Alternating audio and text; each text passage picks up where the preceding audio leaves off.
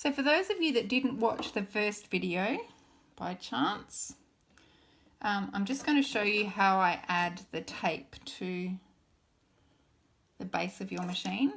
So you're going to lower your needle into position, and you want your needle to be in the center position of your machine. You're then going to just grab one of your rulers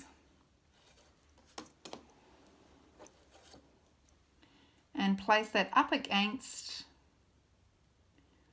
your needle, and you want to check that everything is square. So using your needle plate or any other markings that you have on your machine bed.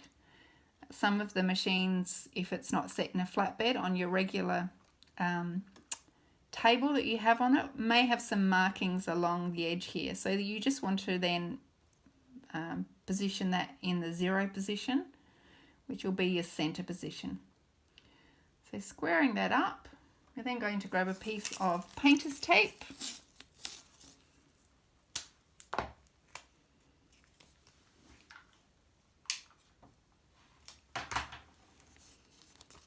You're going to place your tape so that it's not covering the feed dogs, so just after your feed dogs, hoping you can see, and then run that piece of tape down along. Let's try that again.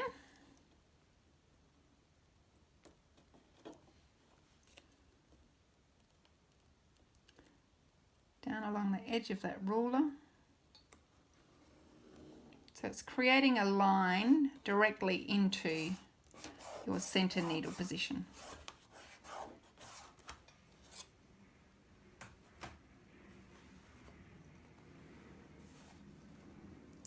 Okay, so the first one I'll show you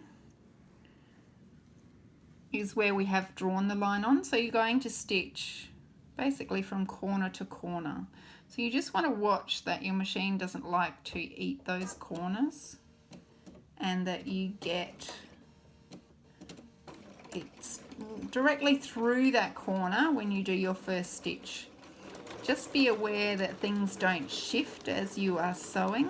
So pinning if you need to pin, because it can easily distort. A few of you found it can shift as you sew, and then it will be out of square once you get down to the end of that.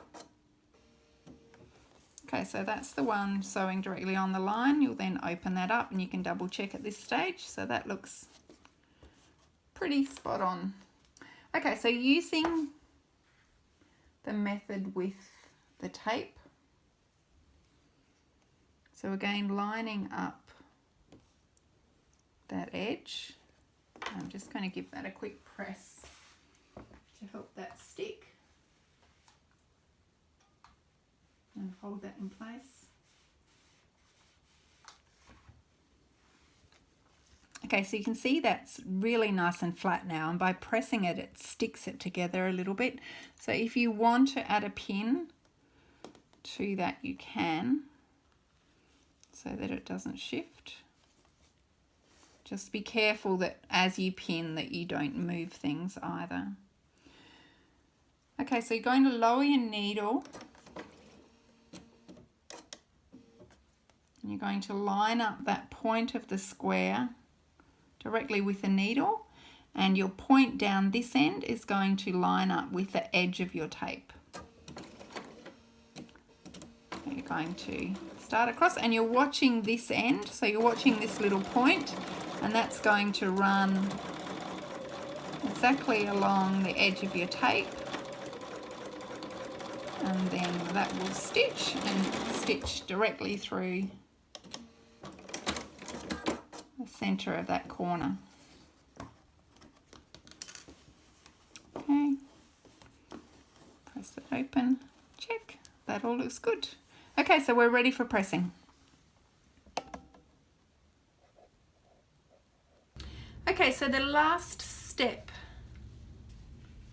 for this particular unit is trimming these little triangles. So we want to press them as we have sewn them first. So setting that seam, and we're going to press all of these just open, so the seam will go down towards the corner.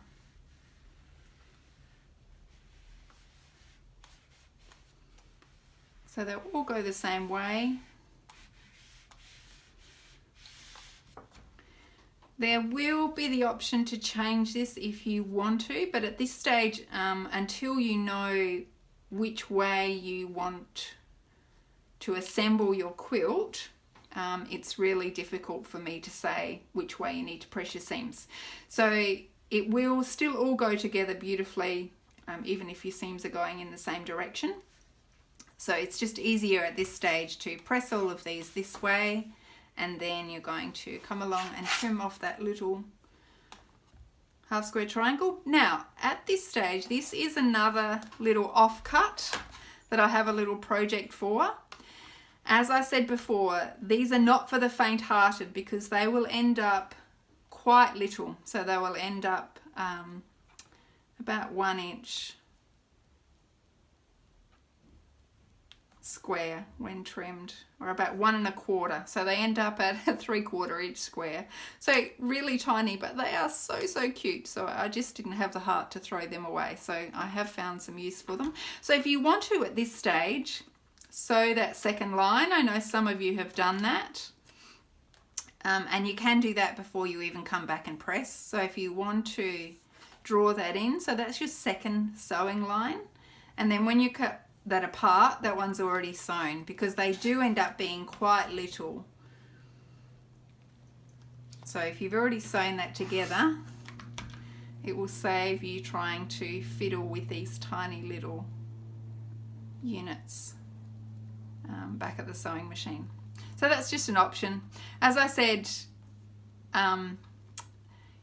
these are not for the faint-hearted, and if I know some of you were debating whether to do the last lot of little half square triangles, these are very tiny. So I will leave that up to you, or whether you want to pass those gorgeous little offcuts off to a kindergarten or a school. They always love those little things to use for craft.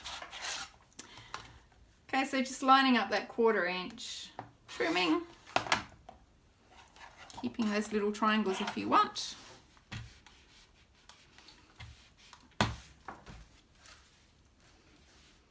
Okay, and that's the last of our sections to be done. So have fun with those. So you've got 64 of these to make up. And then I look forward to you all having a play and trying to work out how it's all going to go together during the week. Next week I will be giving you instructions on how it goes together. So we will have multiple variations of how this quilt goes together. So once you see next week, you can make that decision. But have fun in the meantime, playing around, and I look forward to seeing how many variations you can come up with, how many different variations you can come up with that I haven't thought of yet. So have a great week, girls. Also, you will find in the sewing instructions details on our Bernina sewing machine that we have been donated. So read through that. Unfortunately, those of you that have already donated, we can't go into the drawer because it is a new item that we have been donated. It has to start afresh. That's just the way it has to be. So I have tried to make it reasonable for your donation to be eligible for the drawer. So have a read through and decide what you would like to do, but we'd certainly like to increase our fundraising. This will be our last fundraising effort before I close the fundraiser off next week. So if we can get a nice amount for the sewing machine, that would be fantastic. So have a great week, girls. We'll see you soon. Bye.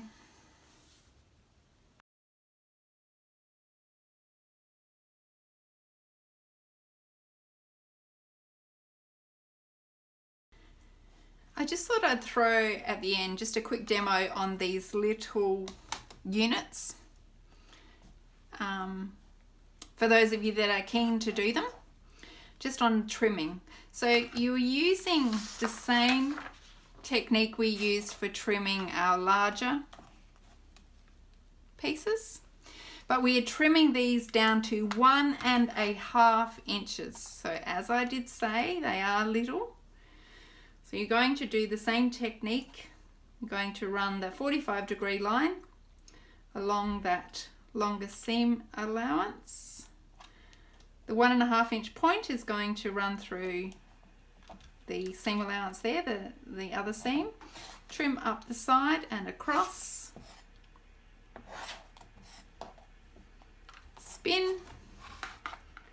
And you're going to place the 1.5 inch measurement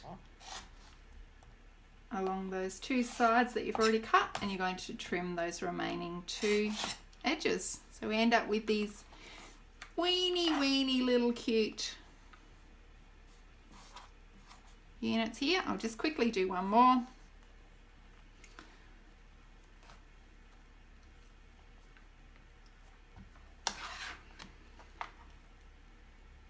Okay, so 1.5 inches, 45 along that center, 1.5 inch point at that other seam, along the side, across the top, spin,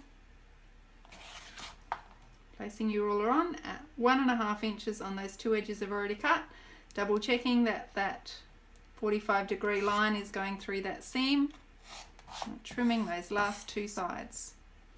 Okay, so we end up with these cute little babies. As I said, they will finish up 1 inch square, but I do have a very cute little project for them, so I will leave it up to you whether you decide to do them. Thanks girls, bye.